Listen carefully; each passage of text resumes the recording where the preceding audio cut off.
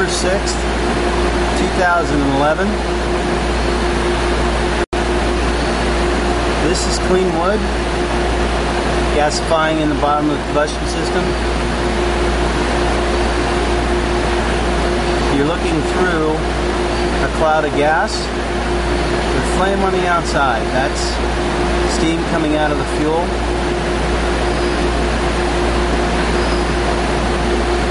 That's what it looks like.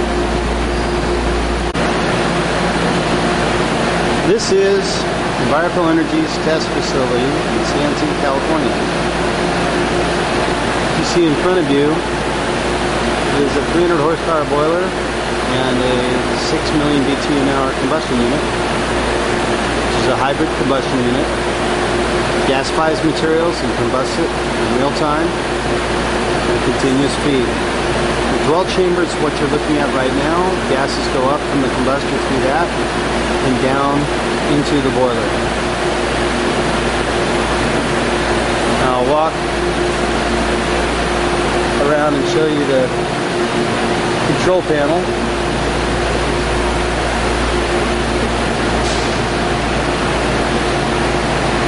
This is a system display screen. It shows most of what's going on in the system.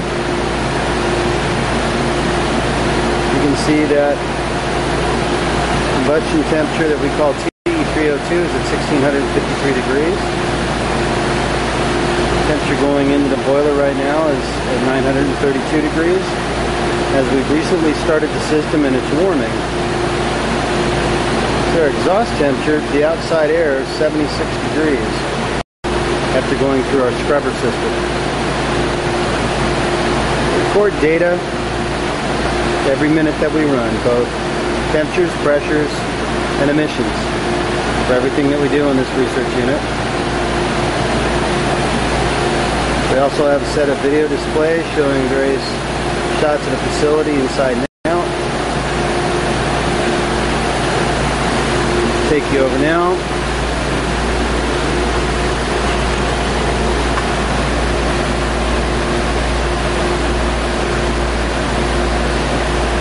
We're looking into the bottom of the combustion unit. You can see fuel gasifying.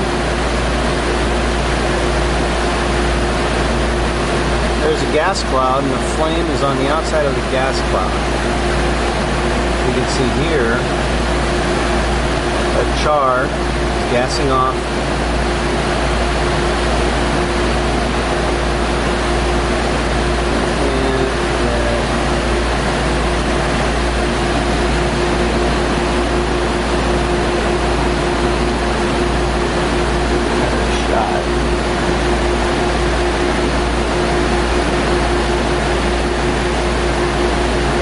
You can see on the side of the fuel pile how the fuel is gassing off.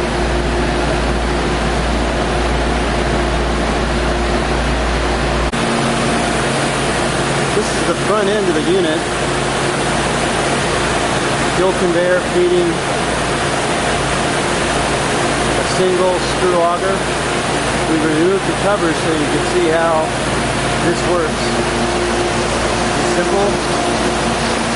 Chain drive, driving a screw, pushing ground fuel into the unit.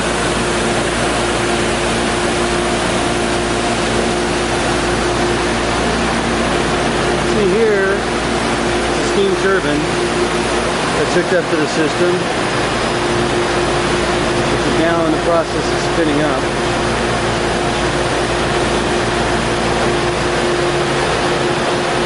This turbine was built in the 50s and used in a Navy aircraft carrier to pump gas.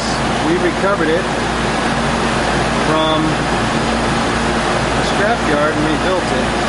Currently seeing about 40 pounds in the system and climbing. And later this evening this unit will be generating about 80 kilowatts of energy driving the system. What this unit is in front of you is a scrubber, or a big blue box. And in it Gas is drawn through the system by this induction fan, blown into the scrubber, where we wash it and scrub it with a set of chemicals and remove the contaminants that are in the exhaust stream.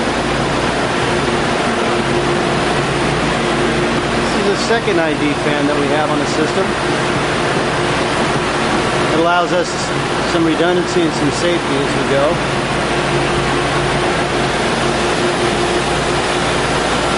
That's a dust collector and a heat exchanger, which is a secondary system that allows us to run independent of a boiler turbine set.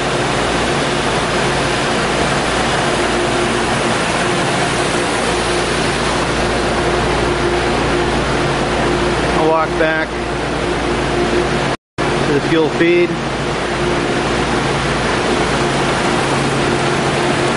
This system is different slightly from the one that we had in Vista.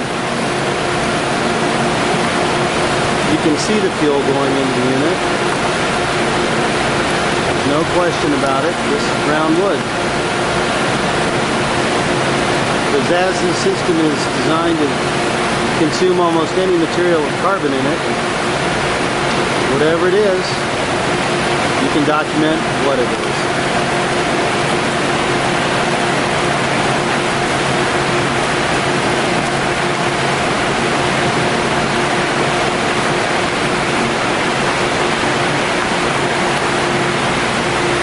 The three large cylinders in the distance are dust collectors for the Kitty Hawk system, which is a 1.5 megawatt unit.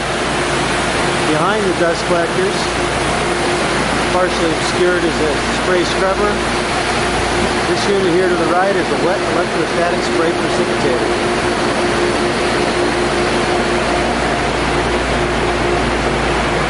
I'll walk to the other side of the bay, where our Kitty Hawk system is being assembled. That is a generator rated at 2.8 megawatts, our steam turbine, the condenser for the steam turbine, which was dismantled for shipment.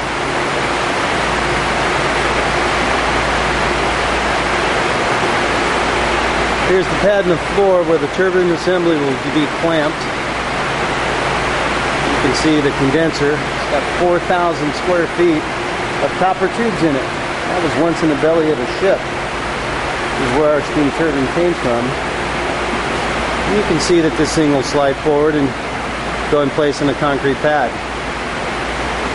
These are screw auger feeders with rotary airlocks, transformers, circuit breakers, oil pumps, all part of our turbine assembly.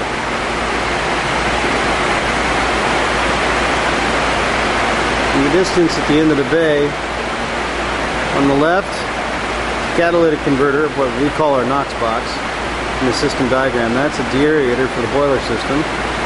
That's the Kitty Hawk combustion unit. That is a 1.5 megawatt single cell combustion system. And this here on the right is a fuel box. Fuel feed system brings fuel in from outside, a receiving bay outside, brings it in where it's screened and ground, and returned to fuel storage. This is looking in the front of the combustion unit. Ceramic arches, sidewall structures. So our fuel box, store about 120 tons of material in that. A little over 1.5 days fuel storage while we operate. This system is contained in a bay that's 200 feet long by 60 feet. We use approximately 15% of the next bay, and that's what you need for a 1.5 megawatt system capable of powering up about 1,200 homes. What you're seeing right here is a display of our emissions monitoring system. It's a remote display showing that we're running at about 10% oxygen, 2 parts per million carbon monoxide, 45 parts per million NOx, 10% CO2, and roughly 88-89% excess air for combustion as the unit warms.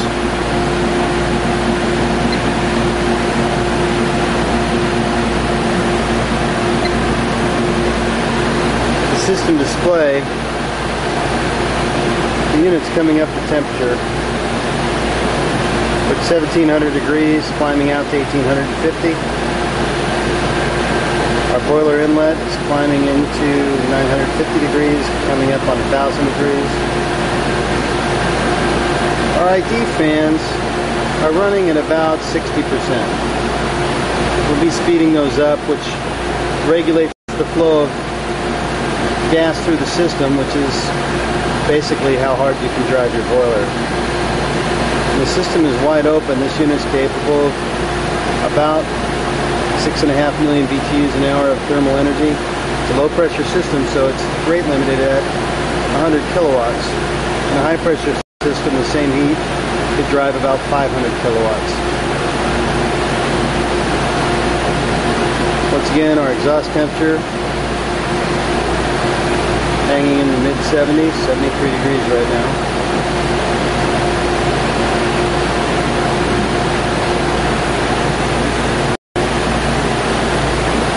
And you can see in the system display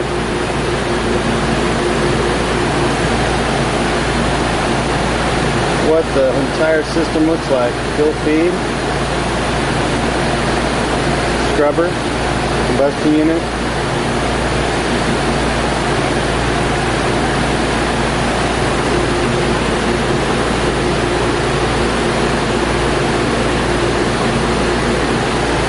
and this is a little shot of the front of the test cell and its primary boiler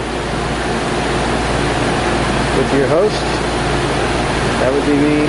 I'm Tony Aaron. I'm the CEO of Envirepel Energy. And the guy that got the lucky straws to